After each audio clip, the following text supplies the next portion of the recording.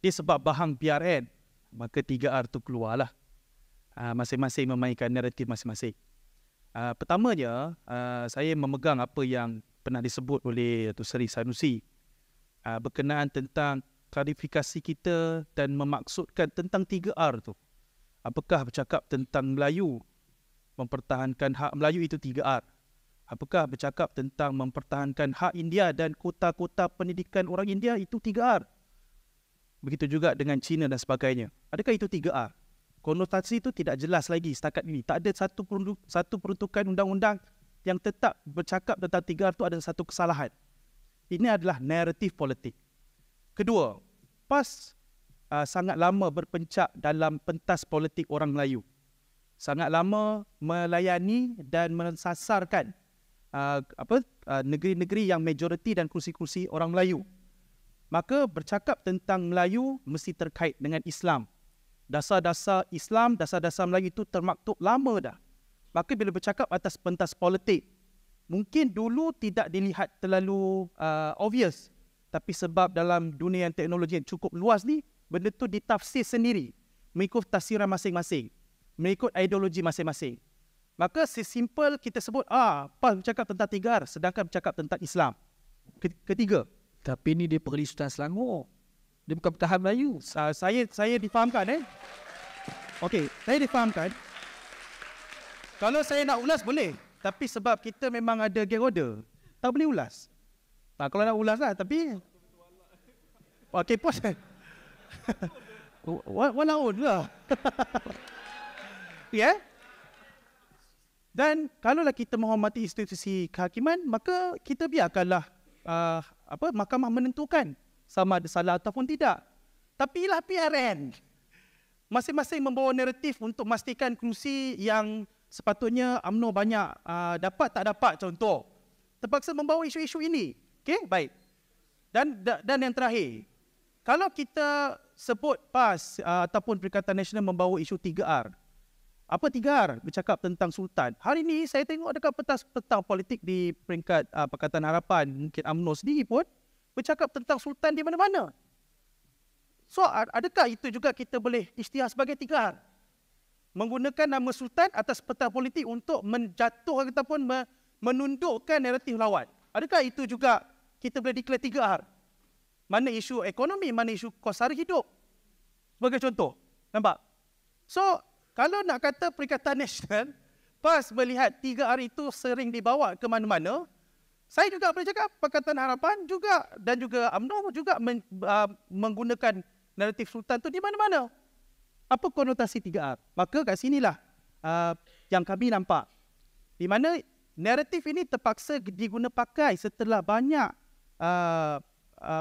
naratif ataupun banyak inisiatif yang dijanjikan dulu tidak dapat dilaksanakan. Sebab benda itu perlu ditutup. Saya ingat lagi ada satu soalan yang dikeluarkan oleh mahasiswa di UUM. Bercakap tentang, ditanya, okeylah kita tak payah cakap bangsa, kita tak payah cakap agama. Benda tu boleh ditunggak. Jawapan pertama PMS adalah, yes, kena ambil berat pasal isu bangsa dan agama. Sebab isu tu laku, evergreen, sampai bila-bila. Isu tu laku. Maka, adakah 3R tu dikonotasikan hanya kepada Perikatan Nasional ataupun ianya hanya naratif semata-mata? Sebab apa? Again, PRN. Itu jawapan saya. Baik. Saya nak YB bagi chance. Sebab YB adalah mewakili kerajaan yang banyak soalan diajukan tadi, mungkin menjadi wakil kerajaan nak bawa ke Dewan, tapi kita bagi respons sedikitlah mengenai ini. Silakan. Saya kena betulkan dari sudut perspektif undang-undang. Atas Sultan dia lah preventive law. Soal kita setuju tak setuju tu saya desahkan kepada tuan-tuan untuk lakukanlah satu academic discourse untuk kita bincang sama ada kita setuju tak setuju. Tetapi kadang-kadang ahli politik ni dia kena ada satu limitasi. Kerana institusi raja-raja ni above politics. Ini saya setuju dengan PMX. Sebab dari dulu zaman saya belajar pun saya pertahan benda yang sama.